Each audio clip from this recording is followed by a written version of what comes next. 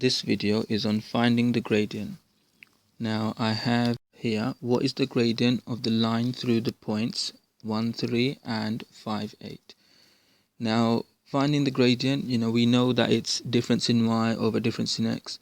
Also you might see that they say m, which stands for the gradient, is equal to y2 minus y1 over x2 minus x1.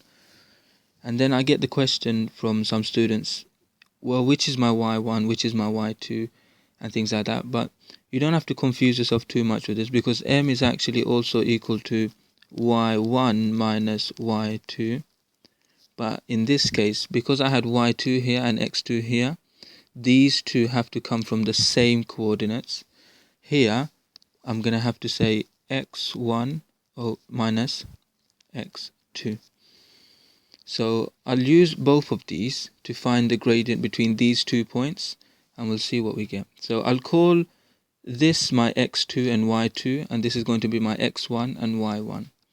So for the first one, I'm going to have m is equal to, so my y2 is 8 and my y1 is 3, so 8 take away 3, that's difference in y, so 8 take away 3.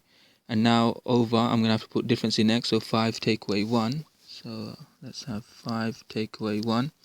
8 take away 3 is 5. 5 take away 1 is 4. So my gradient is 5 over 4. Now for this one, I'm going to keep this my y2 and this my y1, and this my x2 and this my x1. So I've got y1, which is here, take away y2, which is there. So I'm going to have 3 take away 8 over, I've got x1, which is there, so 1 take away x2, x2 is 5, so 1 take away 5, 1 take away 5. This gives me minus 5 here and minus 4 there, and minus 5 over minus 4 is equal to 5 over 4. So it didn't matter which way round we did it, but the important thing is that this 3 and the 1 came from the same coordinates, and this 8 and the 5 came from the same coordinates. So we have to, the first number on each of the numerator and the denominator has to come from the same coordinates. Also, because we know that gradient is difference in y over difference in x, I'm just going to draw a little sketch to show this. So let's have some axes. I can put my point 1, 3 here. So call that 1, 3, and my point 5, 8 here, and a line through there. Now difference in y, so that would mean I'm doing 8 take away 3, so that will give me this difference here, and 8 take away 3 is 5. So from 3 I go 5 up to get to 8, and my difference in x is from 1, so this is going to be 1. I have to go to 5, so that's going to be 4. So from 1 all the way up to 5, so 1 to 5, I have 4 numbers in between, so this is going to be 4. And now if I used the information that m is equal to difference in y over difference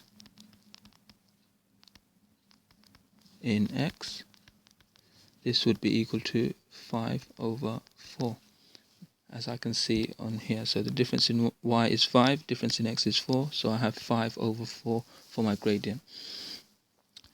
Now in this next question, I'm given a line, so I need to find the gradient of this line here.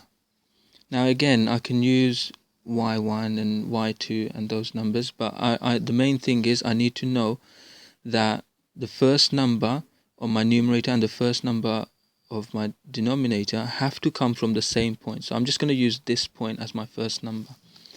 So I'm going to have m is equal to, so I'm going to say minus 2 take away 4. So minus 2 take away 4. And now my second number, it has to be this 2.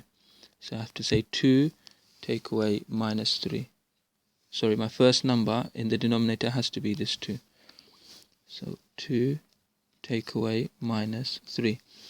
Now this is going to be, so I have minus 2 take away minus 4, that's minus 6. 2 take away minus 3 is 2 add 3, which is 5. So my gradient is minus 6 over 5. Now a task for you can be to check if you did it the other way around. If you took this one as your x2 and y2, and this is your x1 and y1, do you still get minus 6 over 5? Also, we should notice that this is a negative gradient, and I do have my negative here, so it looks like my answer is right, but just check to see if you did it the other way around, do you get minus 6 over 5? And also, I would like you to try out these questions. So work out the gradient of the line that passes through these points, work out the gradient of this line that's shown, and a line has gradient 3 and passes through the points 6, minus 1 and a, 2a. Work out the value of a. So have a go at these questions and then bring them to the lesson.